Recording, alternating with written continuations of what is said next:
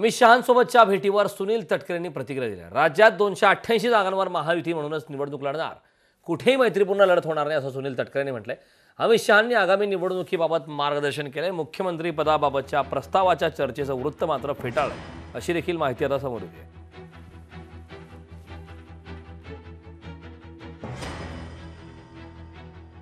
कुठेही मैत्रीपूर्ण लढत होणार नाही असं सुनील तटकरेंनी म्हटलंय। मुख्यमंत्री पदाबाबतच्या प्रस्तावाच्या चर्चेचं वृत्त मात्र फेटाळून लावलं।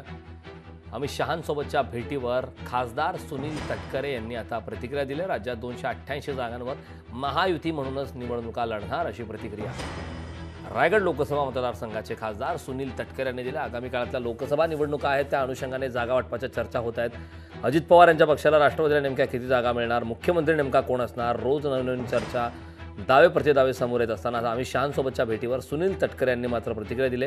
संपूर्णच म्हणजे 288 जागांवर महायुती म्हणूनच लढणार, कुठेही मैत्रीपूर्ण लढत होणार नाही असं देखील म्हटलं। तर मुख्यमंत्रीपदाच्या चर्चासंदर्भात देखील कुठल्या प्रकारची चर्चा झाली नाही। अमित शहांनी आगामी निवडणुकीबाबत मार्गदर्शन केलं। मुख्यमंत्री पदाबाबतच्या प्रस्तावाच्या चर्चेचं वृत्त मात्र फेटाळलं।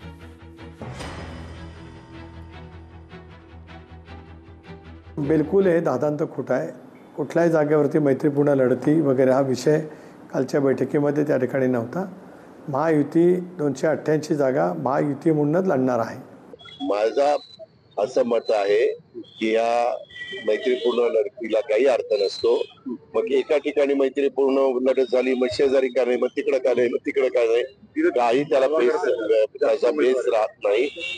ज्यावेळेस युती असते, मागे पण आम्ही आघाडीमध्ये असेल तर तेव्हा पण आम्ही कधी मैत्रीपूर्ण लढती केलेला नाही आणि महायुतीमध्ये देखील असं करू नये असं माझं वैयक्तिक मत आहे। अर्थात सगळे मिळून अंतिम निर्णय त्या ठिकाणी घेतील, पण माझं मत मी तुम्हाला सांगितलं। मी अगोदर स्पष्ट केलेलं आहे की राज्यामध्ये महायुतीच्या वतीनं कुठेही मैत्रीपूर्ण लढती होणार नाहीत, हे स्पष्ट आहे। हे अतिशय खोटं आहे।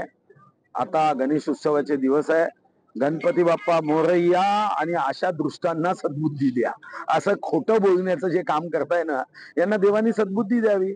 कुठेही असं एकमेकाविरुद्ध अरे त्या ठिकाणी तर महायुती पूर्ण शक्तीने एकत्र घडेल। भारतीय जनता पार्टीने जबाबदारी घेतली आहे की धनुष्यबाण असेल की राष्ट्रवादी, शक्तीने त्यांना निवडून आणायचं। पहिलं काम त्यांना निवडून आणण्याचा निर्णय जागा आहे। अशा आग गावायचे काम म्हणजे हे करताय की नाही, आग गावण्याचे धंदे। बस आता गणेशजीकडे हेच प्रार्थना आहे, गणपती बाप्पा मोरैया यांना सद्बुद्धी द्या। लोकशाही मराठी ऐका, पहा, जागरूक रहा।